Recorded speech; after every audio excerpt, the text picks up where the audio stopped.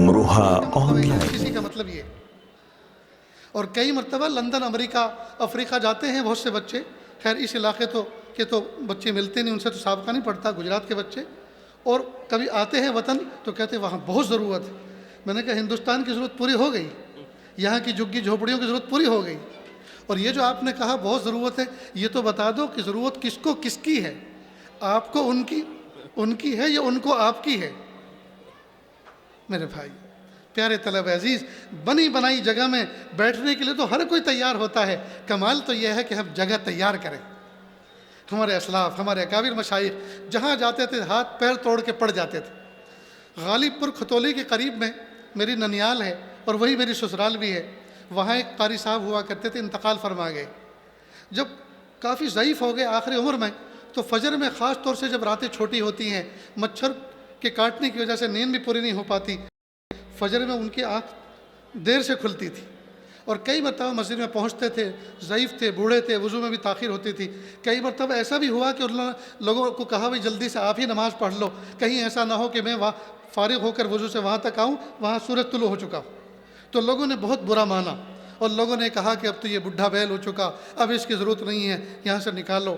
تو شدہ یہ بات ان کے کانوں تک پہنچی کہ لوگوں نے یہ مشورہ کر لیا ہے کہ اب میری ضرورت نہیں ہے، مجھے یہاں سے نکال دیا جائے۔ تو بڑے آبدیدہ ہو کر بھاری دل کے ساتھ انہوں نے بات کہی، اے لوگو دیکھو، آپ مجھے اگر نکالنا چاہو تو آپ کے نکالنے سے میں نکل جاؤں، یہ تو مجھ سے نہیں ہو سکتا۔ میرے اساتذہ نے مجھے اس بستی میں بھیجا ہے، اگر میں یہاں سے نکل کر چلا جاؤں تو میں قیامت کے دن کل ان کو کیا منہ دکھاؤں گا کہ جس جگہ ہم نے بھیجا تھا چھوڑ کے چلا آیا آخری عمر میں۔ اس لیے اگر تم مجھے لاٹھی ڈنڈوں سے مار دو، شہید کر دو، تو میں آپ کے کندھوں پہ تو بیٹھ کے جا سکتا ہوں، لیکن اپنے قدموں سے چل کر اس بستی کو میں نہیں چھوڑ سکتا۔ جب انہوں نے درد بھرے انداز سے یہ بات کہی تو سارے گاؤں والے رونے لگے اور کہا حضرت نہیں، جس نے بھی آپ کو یہ بات کہی غلط کہی، ہم آخری دم تک آپ کی اقتداء میں نمازیں پڑھیں گے اور آپ ہمارے ہی بستی میں رہو گے، یہی دفن ہوں گے۔ اسی سے ملتا جلتا ایک واقعہ اور سنیں۔ دیوبند کے قریب میں ایک بستی ہے سانپلا، میرے ایک مرحوم مربی استاذ نے یہ بات بچپن میں سنائی تھی، مجھے وہ یاد ہے۔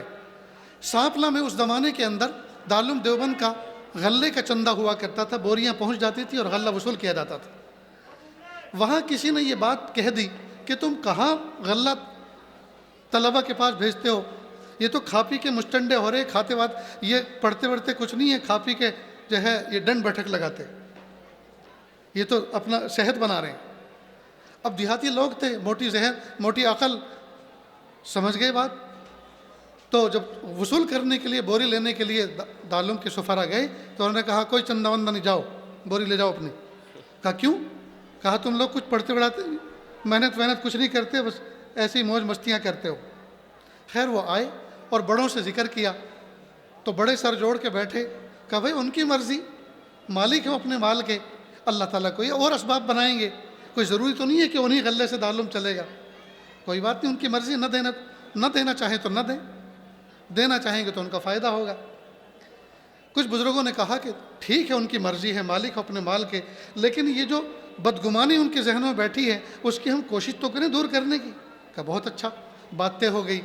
وہاں خبر کی گئی کہ ہم لوگ دارالعلوم سے کچھ اساتذہ علماء آ رہے ہیں اور آپ کے ہاں کچھ بیان کریں گے، تو سب جڑنے کی فضا بنائیں۔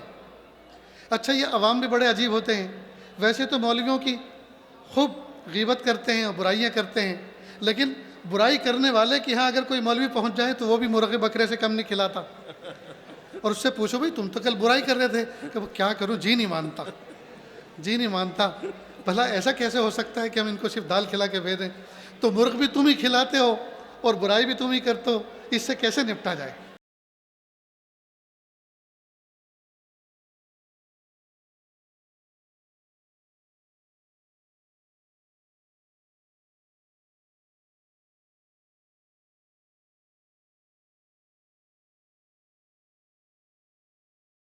Amroha on line.